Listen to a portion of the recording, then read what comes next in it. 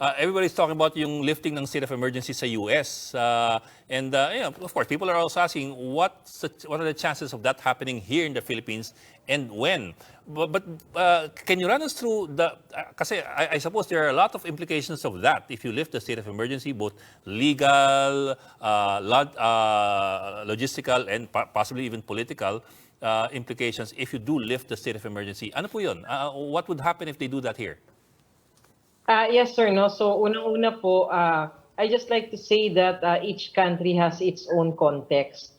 So, even though meron na pong ibang bansa o isang bansa na nag-lift ng kanilang state of public health emergency, it will depend on the context and situation of the country. So, for our country, the Philippines, aside from, of course, we are still monitoring our cases, not just our cases, but our capacity of our healthcare system para tayo ay prepared talaga if and when we lift the state of public health emergency.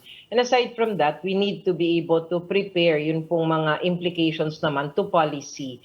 Because we know that ito pong public health emergency are tied with some of our policies that we are implementing for the funds.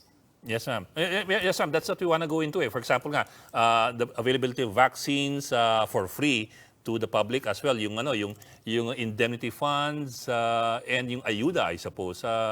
So when you talk about lifting, when people talk about lifting, ano magiging impact po nun dun sa mga ganung mga elements?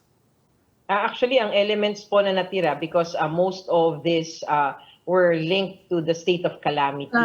So ang natira po sa public health emergency would be the health emergency allowance of our healthcare workers.